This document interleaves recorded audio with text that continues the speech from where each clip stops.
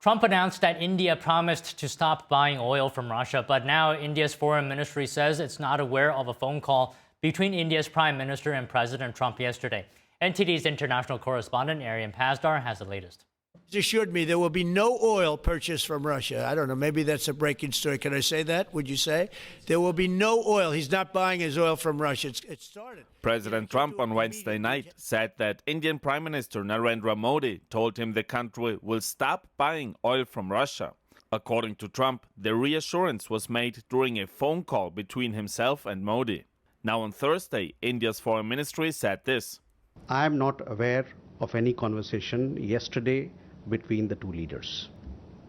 However, Trump did not specify whether the call took place yesterday or sometime before that, and India's spokesperson only talked about yesterday. Russia is also weighing in on Trump's comments. We rely upon the official statement issued by the India's foreign ministry. These statements are available to everyone, therefore we rely upon them. And Treasury Secretary Scott Bessent says the US hopes that Japan will also stop buying oil from Russia. Bessent met with Japan's finance minister, saying they discussed the administration's expectation that Japan stop importing Russian energy. The US says those countries should stop making business with Russia because Moscow uses the money to finance the war in Ukraine. Arian Pazdar, NTD News. British Prime Minister Starmer published a senior official's evidence relating to a now collapsed Chinese spying case. He's seeking to show that the case did not collapse because of government manipulation. The documents detail malign Chinese activity but did not clearly state that China poses a threat to UK national security. NTD's international correspondent Malcolm Hudson has more for us. Witness statements submitted by the British government in a now collapsed spy case reveal details of the Chinese Communist Party's espionage operations in the UK. The statements were sent to the Crown Prosecution Service, or CPS, before it decided it would not prosecute Christopher Cash and Christopher Berry. The two men were accused of passing sensitive information from Parliament to the CCP. Both pleaded not guilty and have continued to deny all accusations. Deputy National Security Advisor Matt Collins wrote in a December 2023 statement that the Chinese intelligence services were conducting large-scale spy operations against the UK, including in the government, in industry and in research sectors. In a February 2024 document, Collins said China and the UK benefit from trade and investment, but added China also presents the biggest state-based threat to the UK's economic security. And in an August 2025 statement, he said Chinese intelligence services are highly capable and conduct large-scale spy operations to advance the interests of the Chinese state and harm the interests and security of the UK. Collins, however, emphasized that the UK government is committed to pursuing a positive relationship with China, quoting the Labour Party's stance that the UK will cooperate with, compete with, and challenge China. The CPS decided the government's evidence did not prove that China was a national security threat to the UK at the time of the alleged offences. Conservative Party leader Kemi Badenoch said the government should have provided evidence to the CPS that showed that China was a threat. There are examples that they could have pointed to about China hacking into Whitehall government systems. They did not provide any of that. And they were informed that the spy case was collapsing. They could have intervened to stop it. They didn't because they're too weak to stand up to China. British Prime Minister Keir Starmer has insisted that his government is not responsible for the trial collapsing and has instead sought to blame the previous Conservative government. MI5 Director General Ken McCallum said he's frustrated by the collapse of the spy trial and said that Chinese state actors present a daily threat to the UK's national security. Every day in life. I've described that today, I've described it in previous years. That will continue to be true. It's a whole series of different vectors of national security activity that we deal with. He said security services had carried out an operation against a threat from China in the past week. He also highlighted attempts by China to carry out cyber espionage, clandestine technology transfers, efforts to interfere covertly in UK public life, and the harassment and intimidation of opponents, including pro-democracy activists. Malcolm Hudson, NTD News. A controversial proposal to monitor all private online messages across Europe was rejected this week. The bill, known as chat control, would have required governments to scan all digital communications of EU citizens to fight child exploitation. The proposal will be re-examined later this year. Meanwhile, critics warn it poses a serious threat to privacy and free speech. NTD international correspondent David Vivez reports from Paris. On Tuesday, October 14, the European Council examined a bill that would require each member state to deploy tools capable of searching EU citizens' private communications. App and device makers would be forced to embed systems that scan in real time all messages, photos and videos, without distinction between suspects and ordinary citizens. The chat control bill aims to fight global child pornography networks. However, it was rejected due to disagreements within the bloc. Member of the European Parliament, Tom van den Driessen, said that while he understands the bill's purpose, it remains unbalanced. Only 2 weeks ago, a Flemish kindergarten teacher was arrested after having produced child pornography for over 15 years and having abused the children that were trusted to him in his kindergarten. And how did we find out? Because the FBI got his hand on images, and they have, by the use of AI, identified the location and the person which was producing it. So we must understand that this kind of horrible child abuse is on a global scale, and they are using modern and technological tools to do this. But he adds that the bill's general targeting of users misses the mark. I think this is the balance between freedom and privacy and safety is out of balance within this proposition, because it's a preventive control system on literally every private message of everybody. And why should we have the EU access our private conversations on a total scale, while we only want to look for these criminals and these pedophiles, for example? So I think this is a proposition which is out of balance, and it sets the door wide open for the EU totalitarian system to even strengthen itself. Telegram CEO Pavel Durov posted on X that Telegram had warned users about the proposal, underlying that the French government initiated the bill. Durov wrote, "Such measures are supposed to fight crime, but their real target is regular people. It wouldn't stop criminals, they could just use VPNs or special websites to hide." Van der Driessen says the EU should take inspiration from how the US administration is moving to protect free speech. And this is what J.D. Vance has said in his Munich conference speech, that the European Union and the European countries have lost track of the democratic values which are shared with the United States. So I just make the connection to what we have now, the democracy shield by the European Union, where they will have an agency, a Ministry of Truth, declaring what is the truth in order to shield democracy. It's quite a 1984 style language they are using. Freedom is slavery. Now, so I think we can be inspired what happens now in the United States, but having said that, I do think that big tech companies should follow the national rules. The chat control bill will be re-examined in December 2025. David Vivez, NTD News, Paris.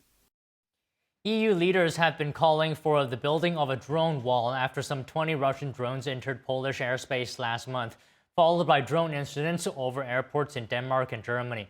But the proposal remains in flux, according to officials and diplomats who spoke to Reuters about the project. Let's take a look at what a drone wall entails and what some key hurdles are.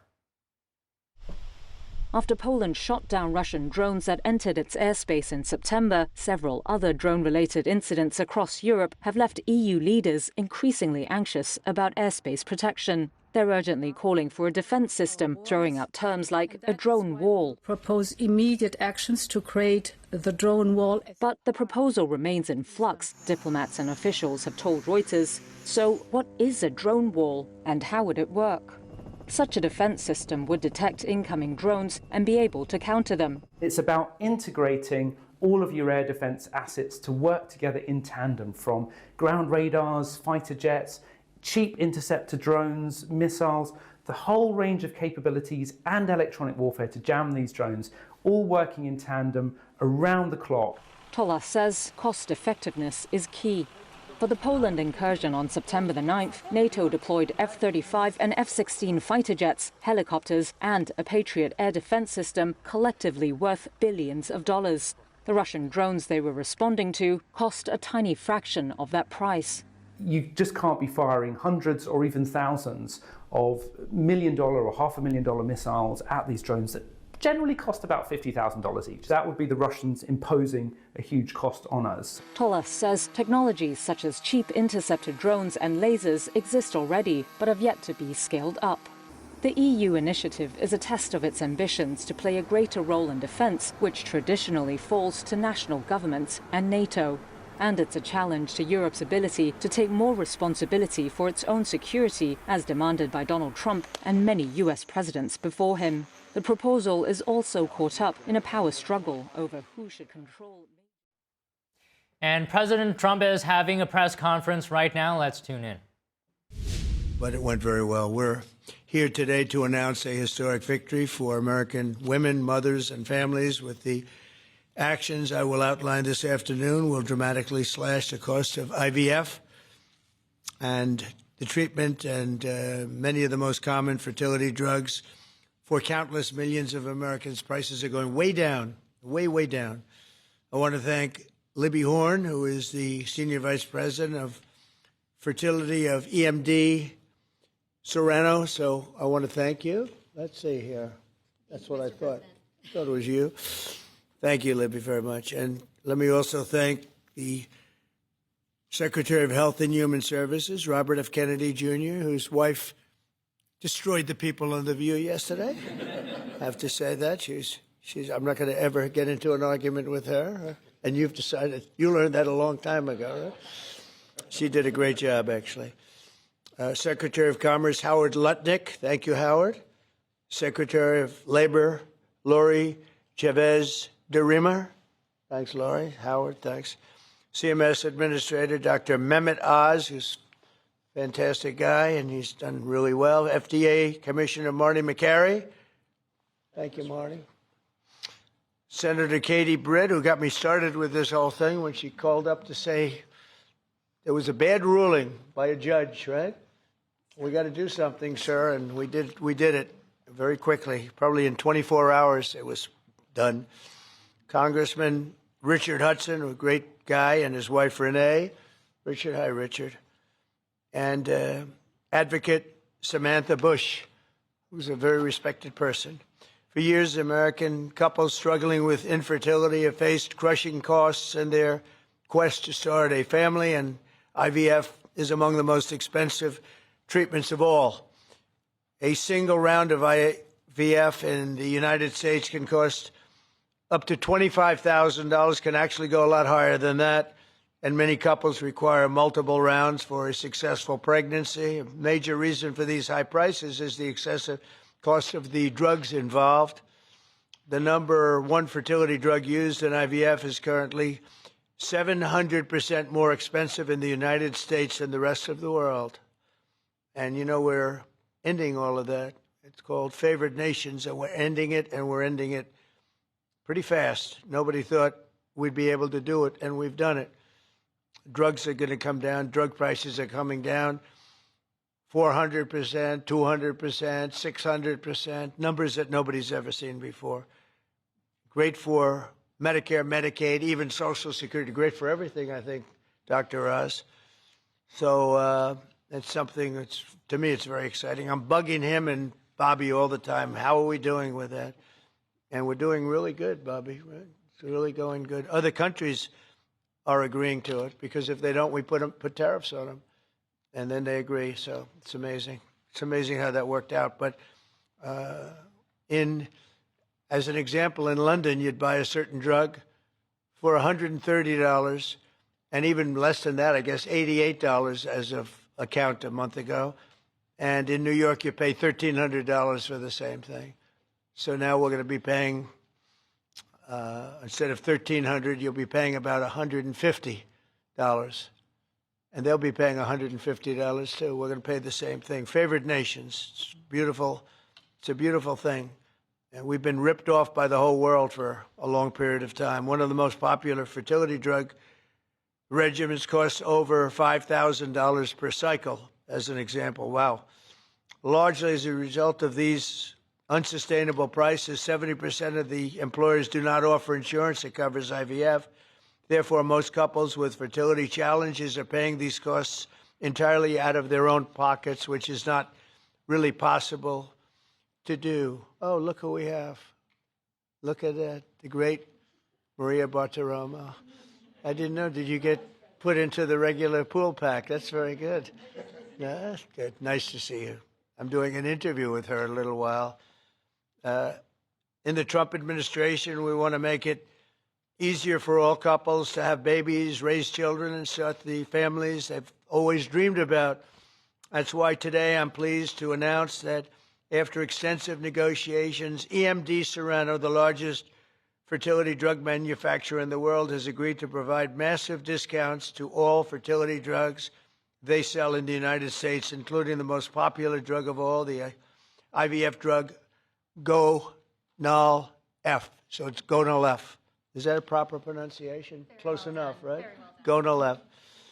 As part of this agreement, EMD Serrano will list their fertility drugs online at trumprx.gov at very, very heavily reduced prices, prices that you won't even believe.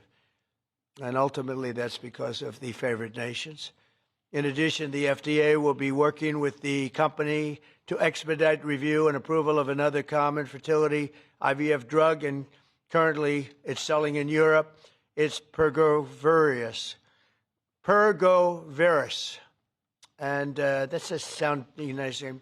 Pergoveris. Why can't you name them nice, simple names? Nice, easy names. Doesn't matter. If it works, that's all we care about, right? Upon approval, this drug would directly compete against a much more expensive option that currently has a monopoly in the American market, and this will bring down costs very significantly. And the other one's going to have to come down also.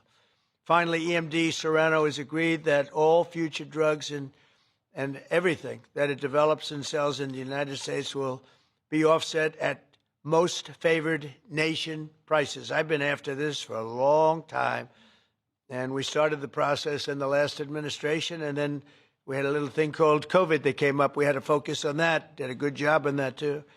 And they'll bring a significant portion of their drug manufacturing back to the United States. So they're going to bring it largely back into the United States, and that's for a lot of reasons, but primarily because of the election result, November 5th, and maybe most importantly because of the tariffs, because if they do it here, there are no tariffs. So we're going to be very close, I think by the end of this year, we're going to be very close to $20 trillion in investment. As an example, the Biden administration had less than $1 trillion, substantially less than $1 trillion for 4 years, Maria. Can you imagine? 4 years, less than one. We're going to break $20 trillion of investment, and we're already over $17 trillion, and that's in 8 months. Can you believe that? And he was at less than $1 trillion. And in addition to that, he had open borders, allowing millions of people to pour in. What an administration that was. Worst president in history, by far. As a result of these actions, the per-cycle cost of drugs used in IVF will fall by an estimated 73% for American consumers, and the numbers are going to actually be very substantially higher as time goes by when it really kicks in. For most of, I mean, think of those numbers. You know, I told the story last time because we were with Pfizer, and Pfizer's doing something very similar. But I told them that my first term, I was so proud of myself because I was the first president in 28 years where drug prices went down for the year. And you know what they went down? 1/8 of 1%. But I was so 1/8 of 1%. Now I'm getting them down, Maria, 500, 600, 800%. In some cases, even more than that. It's hard to believe. But I was proud. I said, oh, wow, I'm the first one. 1/8 of 1%. And I was proud of that. Now I realize, and I called a news conference. Some of you were at that news conference, actually. And I said, ladies and gentlemen, congratulations. We've gone down by 1/8 of 1%. And now we're going down 500, 600, 700, 800%, Richard. So it's really something. for most administrations and all of the people involved in this kind of thing, this action would be a crowning achievement of their agenda for fertility health.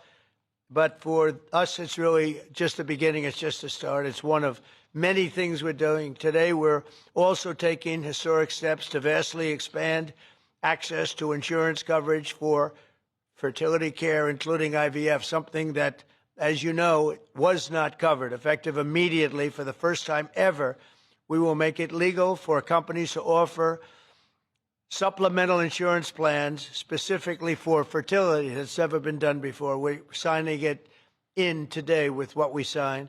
Americans will be able to opt in to specialized coverage just as they get vision and dental insurance. They're going to get fertility insurance for the first time. So I don't know. I don't know how well these things are covered. I see the Democrats like to take credit for all of the things we do. We do the things and they take the credit. But I figure if you do enough of these, eventually people are going to figure it out. The Democrats have done nothing. This will make all fertility care, including IVF, far more affordable and accessible. And by providing coverage at every step of the way, it will reduce the number of people who ultimately need to resort to IVF because couples will be able to identify and address problems early. The result will be healthier pregnancies, healthier babies, and many more beautiful American children. It's a big factor. It's a big deal. I'm asking all employers to make these new fertility benefit options available to their employees immediately.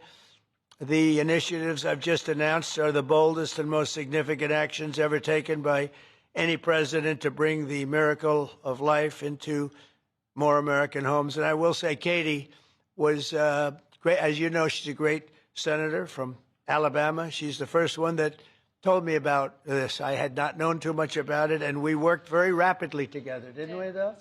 We had everything passed, and Alabama then took care of it and passed it. Within a week, everything was done. Really, it was something. So I want to thank Katie, Brett. There's no deeper happiness and joy of raising children, and now millions of Americans struggling with infertility will have a new chance to share the greatest experience of them all. So I'd like to thank all of the people that are here, and I think we'll start with Dr. Oz and Ms. Horn. We'll go through the list and we'll listen. And yesterday I did this, and I stood for about an hour and a half as people spoke. And I said, this time I'm sitting right there, and I'm going to watch you. I stood for an hour and a half like this. I said, you got to be kidding. Here we go. It was one after another, and it was wonderful listening to them. But I said, if I have to do this every day, Bobby, should I stand or sit? Thank you, Bobby. Please, Dr. Oz. Mr. President, I'm going to jump in here real quick. I want to start by thanking President Trump. Sir, from the very first phone call we ever had, your support was strong. It was steadfast. It was unwavering. And because of you, millions of Americans are going to have a greater opportunity to bring the greatest gift, in my opinion, life into this world. Your support, your administration's support, it's a game changer. All of us here today are aligned. This is a celebration of life. It's a celebration of parents. It's a celebration of families. And it's a celebration for those people who want to one day be parents themselves. I think every parent can attest, and I certainly do myself, that the greatest gift that God has ever given me is the ability to be a mom. We want more people to have that opportunity. We want to make that easier and more affordable. IVF is what makes the difference for so many families that are facing infertility. So you've seen the numbers. It's either 1 in 8 couples, or some people say as much as 1 in 6, are actually experiencing issues with fertility. It's 9% of males and at least 11% of females that are facing these challenges as they work to build their family. The recommendations today that President Trump has set forth are going to expand IVF coverage to nearly 1 million more families. It's day 16 of the government shutdown as Democrats have dug in on their positions. Our Washington correspondent Luis Eduardo Martinez has more.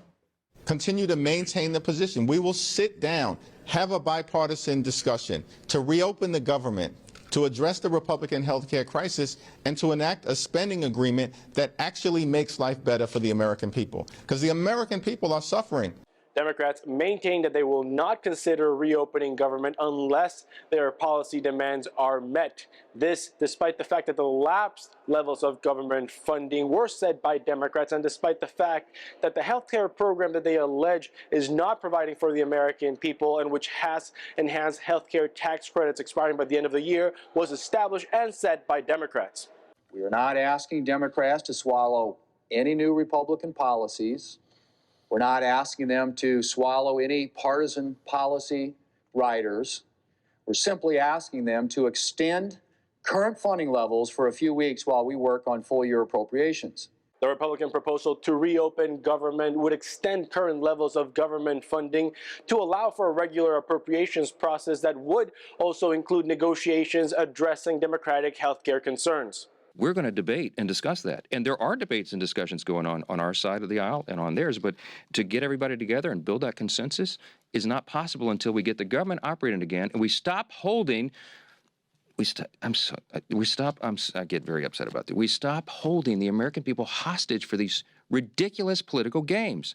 Senate Republicans put the House-passed defense appropriations bill to a vote as part of the new strategy of continuing the regular appropriations process despite being in a government shutdown. So that if we can't reopen the entire government, we can at least make some progress toward securing paychecks for our troops and for defending our country. So this is Democrats' chance to make good on that promise. Democrats in the Senate rejected the House-passed defense appropriations bill that would have extended annual funding for the Department of War. This means that active duty military personnel could miss their first paycheck starting next week. Reporting from Washington, D.C., Luis Eduardo Martinez, NTD News. We turn now to Capitol Hill, where the government shutdown enters the 16th day. Amid the gridlock, House Speaker Mike Johnson this morning addressed the heart of the issue, Obamacare subsidy extensions. NTD's Melina Weisskopf has the latest.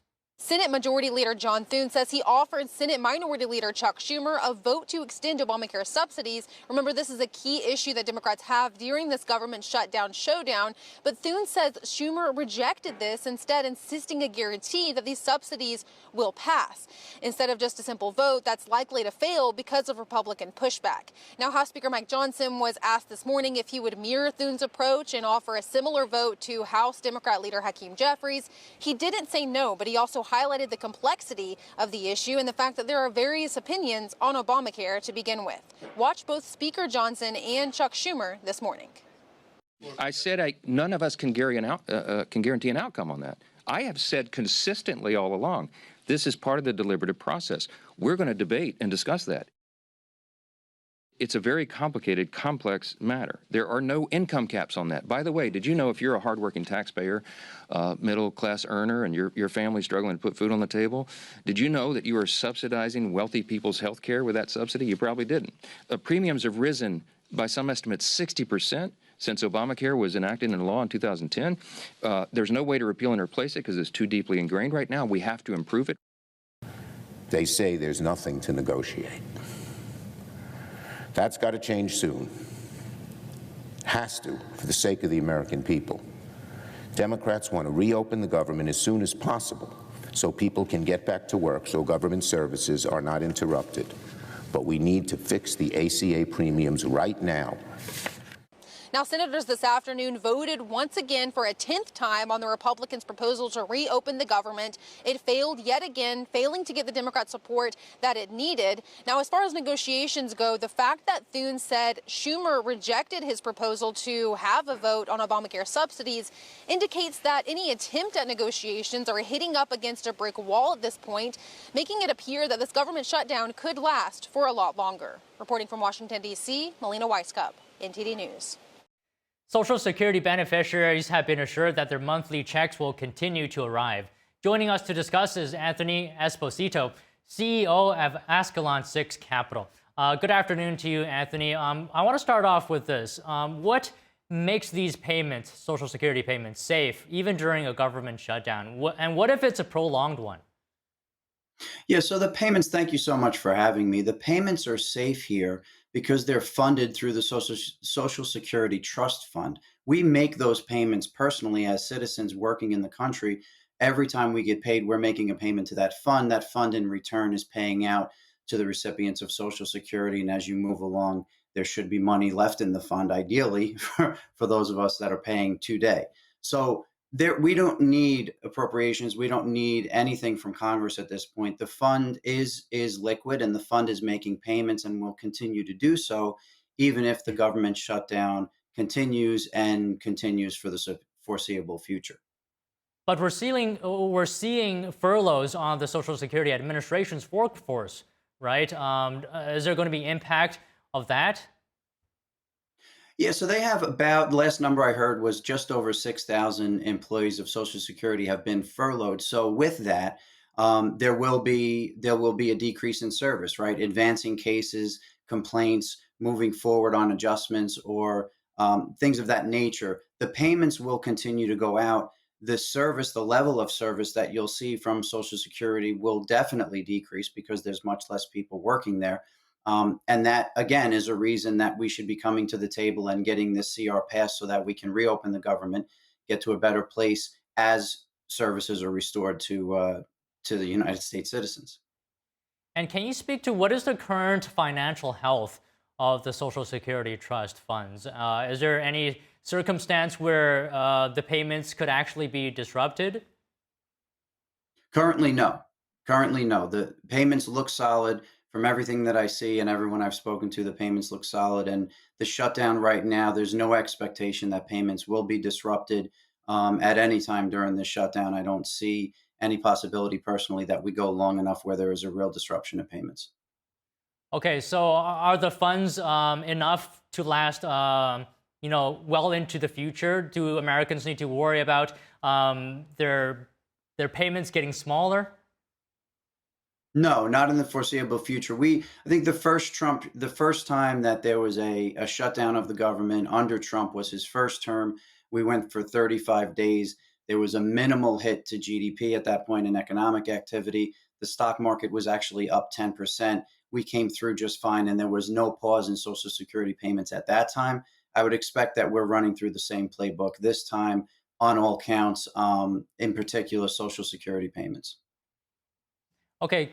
In general, how is the funding of Social Security being done? For example, how does factors like aging population and workforce participation rates influence the funding? Yeah, that's definitely a broader question and a longer term question. Whether the fund is healthy longer term, whether we have enough contribution from the working people to pay those that have retired and are eligible for Social Security, and quite honestly, whether we are making payments from the Social Security fund to legal American citizens and not misappropriating those funds, are all great questions. As we move forward, as we have workplace participation shrinking from previous generations and an aging population as far as the baby boomers and those that are taking from the fund, we are in a position where we need to make sure that we continue to fund this properly, and there are adjustments that are going to need to be made. Will that take place or be a part of this shutdown and this conversation? No. Moving forward, yes, there's definitely a concern that we will have enough in the fund to be liquid and to continue the process of Social Security payments for those that are eligible once they retire. Okay, Anthony, and there's another thing on my mind, because we did see the delay of the release of the Consumer Price Index, right, a bit earlier during this shutdown. Is that going to impact the calculation of the 2026 cost of living adjustment? I think that first of all, from an investment point of view, most larger funds, hedge funds, money managers have their own models and are moving through their investment process based on those models, and they essentially look at the government report for a final number. Those final numbers, let's be honest, have been way off. The BLS, for example, has been disastrous over the past few years. So will it have an effect on inflation? We will catch up. Once we reopen and those numbers start to get issued, we're going to get to the same place anyway. The market is clearly not overly concerned with the fact that we're not getting those numbers now. The data is still available, and it's not going to have a major impact on where inflation ultimately ends up. Most people, most private models, I would go out on a limb from experience and say that most private models are actually more accurate than the actual government numbers. We're just looking for an official number from the government, which hopefully is accurate. But a delay in those numbers, I don't think there's an anyone should be overly concerned with the fact that those numbers are going to be delayed. They will come in, the data will come in, it will all catch up and fill in the gaps. Okay, long-term wise, are there any solutions to ensure Social Security's sustainability? Because we have heard lawmakers talking about the funds potentially being depleted at a certain time. You know, there's been a few different items, right? The first one is, are we spending the money properly, the money that's in the fund? And then the second one is, you have inputs and outputs, right? So is the money being spent properly and appropriately? And then the second one is, how do we generate more revenue in the fund for the fund so that we have more to move on? There has been some talk, and I think President Trump has actually mentioned it in the past, of actually using some investment tools within the Social Security fund to grow with inflation, keep pace, and have enough there, or help have more of a liquid fund moving forward. So I think that we can look at potentially using some of that money to invest, or at least be in solid kind of inflationary investments where we're keeping pace. And then we have to obviously look at who is working and who's paying into the fund. Are the people that are working in this country paying their fair share into Social Security? And that includes the mass amount of jobs that were given to non-native born Americans over the Biden administration. What type of money is being paid by them into Social Security? It's not as much as it should be. And how do we address that issue? Okay, Anthony, just one last question here on the government shutdown. Do you think it's going to cost the government more money or less in the long run for this shutdown? Because President Trump is talking about layoffs, right? So speaking in terms of, is this going to save money, or is this going to cost more once this shutdown is over? Yeah, I think that's a great question. And I think the short answer is this will benefit the U.S. government and the cost. The Democrats have put themselves in a corner. They've painted themselves in a corner, and they've actually, once again, in a great way, given the ball over to President Trump and the administration. The bottom line is this: there is a massive amount of fraud, waste, and abuse within the government. And by not negotiating, or at least voting on a continuing resolution and putting the shutdown in place, they've actually given the administration and Mr. Vogt the ability to move forward and trim fat that they might not have otherwise been able to trim. It is within their right to do so, but they've actually given a path to do that. It is really a case, again, and everyone says it, and I think it's very true, where President Trump is playing 5D chess and everyone else is playing checkers. So ultimately, I actually like the fact that we're shut down right now, not because of the pain that it's causing anyone on the table. I'm not for that. I'm not happy about that. I do think in the longer term, as we run a massive $2 trillion deficit in this country, we have $37 trillion in debt. Something needs to change. We need to fix all aspects of budget. This is actually going to give an opportunity to trim down costs, to trim fat, so that moving forward, we're actually trimming that deficit through this shutdown. So some shorter term pain here for sure, but I do see a path here where it is worthwhile, this shutdown, and it actually becomes a benefit for America to kind of trim that fat, trim that spending, get that deficit lower, and then come out and move on. Okay, Anthony, well said. Good to speak with you today. Thank you. Thank you so much. The race for New York City mayor is entering its final stretch, with just a few weeks to go before Election Day. Democratic Socialist and frontrunner Zohran Mamdani, former Governor Andrew Cuomo, and Republican Curtis Sliwa will face off tonight in their first televised debate. The candidates are expected to clash over key issues, including crime, housing, and the future of Rikers Island. Cuomo is pushing to rebuild the jail complex, while Mamdani wants to close it and use smaller community facilities, a plan Cuomo calls reckless and a blueprint for chaos. Meanwhile, outgoing Mayor Eric Adams is staying on the sidelines, declining to endorse anyone for now, but vowing to keep socialism out of New York City. The debate begins at 7 p.m. local time. Former President Barack Obama weighing in on the Virginia governor's race that is now in its final stretch. Former Congresswoman Abigail Spanberger released a pair of campaign ads featuring Obama. In it, he said, "Virginia's elections are among the most important in the country this year." The former president went on to criticize Republicans, saying they're attacking abortion access and women's rights, raising costs for working families, and favoring billionaires. Spanberger's opponent, Lieutenant Governor Winsome Earl Sears' office, reacted, saying the ads show that Spanberger is desperate and is leaning on liberal elites.